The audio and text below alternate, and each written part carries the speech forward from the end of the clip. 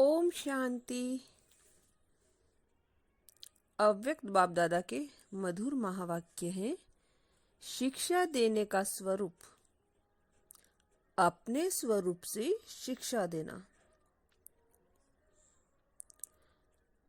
तो बाबा कह रहे हैं कि बाप किसको देख रहे हैं? बाप किसको देख रहे हैं? बच्चों को देख रहे हैं।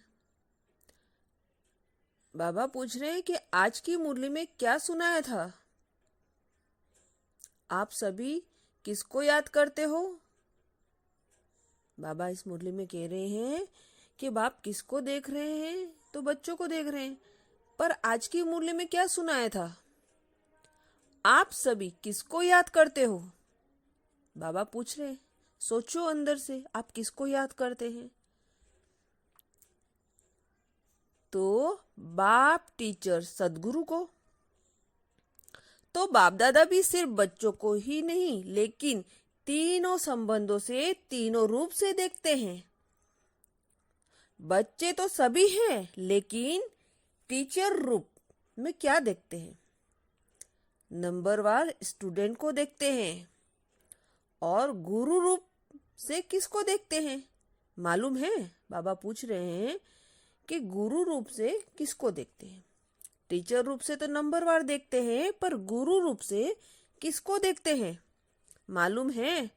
नंबरवार फॉलो करने वाले को, जिन्होंने फॉलो किया है और जिन्हों को अभी करना है, दोनों को देखते हैं। मुख्य फॉलो कौन सा है? गुरु रूप से जो शिक्षा देते हैं उसमें मुख्य फॉलो किसको करना है? गुरु रूप से मुख्य फॉलो क्या है? याद की यात्रा। याद की यात्रा तो एक समान है, लेकिन वह भी किस लिए कराते हैं? दूसरों को सद्गति करने।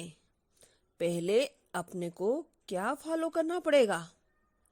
याद की यात्रा भी किस लिए सिखाई जाती है? गुरु रूप से मुख्य फॉलो यही करना है, अशरीरी, निराकारी, न्यारा बनना। अशरीरी, निराकारी, न्यारा बनना।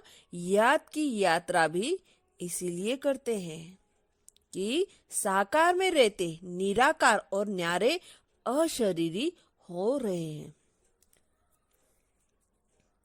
जब अशरीरी रहेंगे तब तो गुरु के साथ जा सकेंगे। मुख्य रूप से तो यह फॉलो कर रहे हो और करना है। टीचर रूप का पाठ अभी चल रहा है या पूरा हो चुका है। रिवाइज को टीचर करा रहे हैं या अपने आप कर रहे हो। उसकी मदद है, पढ़ाई पढ़ते नहीं है, लेकिन मदद है। रिवाइज कोर्स के लिए स्कूल में छुट्टी ली जाती है। घर में जिसको होमवर्क कहा जाता है, लेकिन टीचर का कनेक्शन रहता है। साथ नहीं रहता, सिर्फ कनेक्शन रहता है। कनेक्शन तब तक है जब तक फाइनल पेपर हो। रिवाइज कोर्स के लिए टीचर हर वक्त साथ नहीं रहता है। तो अभी टीचर दूर से ही देख रहे हैं, देख के रेक कर रहे हैं। कहाँ भी कोई मुलाकात हो तो पूछ सकते हो, लेकिन जैसे पढ़ाई के समय साथ रहते थे वैसे अब नहीं।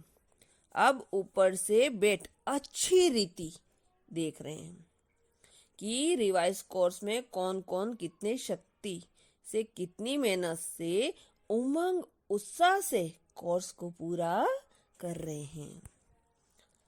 ऊपर से बैठ दृश्य कितना अच्छा देखने का रहता है। जैसे आप लोग यहाँ ऊपर सदगी पर बैठ देखते हो और नीचे बैठ देखने में फर्क होता है ना।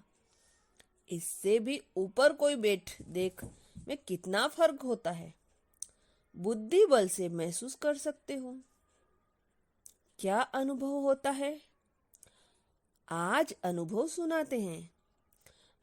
अनुभव सुनने और सुनाने की तो परंपरा से रीति है। तो वतन में रहते क्या अनुभव करते हैं? वतन में होते भी टीचर का कनेक्शन होने के कारण देखते हैं। कोई कोई बहुत अलौकिकपन से पढ़ाई को रिवाइज कर रहे हैं, कोई समय गवा रहे हैं, कोई समय सफल कर रहे हैं। जब देखते हैं समय को गवा रहे हैं तो मालूम क्या होता है? तरस तो आता है, लेकिन तरस के साथ साथ जो संबंध है वह संबंध भी खिंचता है। फिर दिल होती है कि अभी अभी बाबा से छुट्टी लेकर साकार रूप में उन्हों का ध्यान खिंचवाए। लेकिन साकार रूप का पाठ तो पूरा ही हुआ, इसलिए दूर से ही सकाश देते हैं। जैसे साकार रूप में लाल झंडी दिखाते थे ना, वैसे ही वतन में भी। लेकिन देखने में आता है कि अव्यक्ति रस को, अव्यक्ति मदद को बहुत थोड़े ले पाते हैं। जो भी रास्ता तय करते हैं विघ्न आते हैं। उन विघ्नों को पार करने के लिए मुख्य कौन सी शक्ति चाहिए? बाबा पूछ रहे हैं कि विघ्नों को पार करने के लिए कौन सी शक्ति चाहिए? सोचिए। सहन शक्ति। सहन शक्ति से पहले कौन सी शक्ति चाहिए? विघ्न डालने वाली कौन सी चीज है?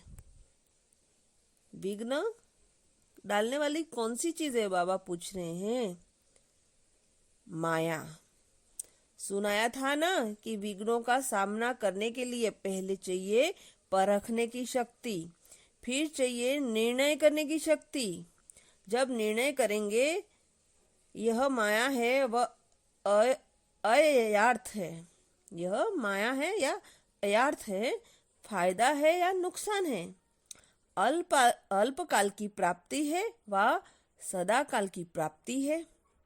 जब निर्णय करेंगे तो निर्णय के बाद ही सहन शक्ति को धारण कर सकेंगे। पहले परखने का निर्णय करना है। जिसकी निर्णय शक्ति तेज होती है वह कब हार नहीं खा सकते। हार से बचने के लिए अपने निर्णय शक्ति और परखने की शक्ति को बढ़ाना है। निर्णय शक्ति बढ़ाने के लिए पुरुषार्थ कौन सा करना है? निर्णय शक्ति बढ़ाने के लिए कौन सा पुरुषार्थ करना है? याद की यात्रा तो आप झट कह देते हो, लेकिन याद की यात्रा को भी बल देने वाला कौन सा ज्ञान अर्थात समझ है? वह भी स्पष्ट बुद्धि में होना चाहिए। टोटल तो रखा है, लेकिन टोटल में कहाँ कहाँ फिर टोटा विघ्न पड़ जाता है। स्कूल में कहीं बच्चे एक दो को देख टोटल को निकाल देते हैं, लेकिन जब मास्टर पूछता है टोटल कैसे किया है तो मुझ जाते हैं। तो आप टोटल याद की यात्रा कह देते हो, लेकिन वह टोटल किस तरीके से होगा वह नहीं जानते। तो निर्णय शक्ति को बढ़ाने के लिए मुख्य किस बात की आवश्यकता है?